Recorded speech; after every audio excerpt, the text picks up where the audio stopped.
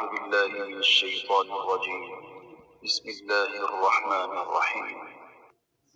شروع اللہ کے نام سے جو سب پر مہربان ہے، بہت مہربان ہے۔ إياك نعبد وإياك نستعين۔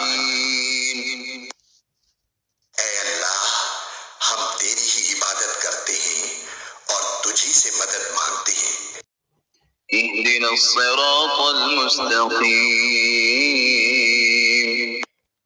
ہمیں سیدھے راستے کی ہدایت عطا فرما۔ والذین انعمت علیہم۔ ان لوگوں کے راستے کی جن پر تو نے انعام کیا ہے۔ غیر المغضوب علیہم ولا الضالین۔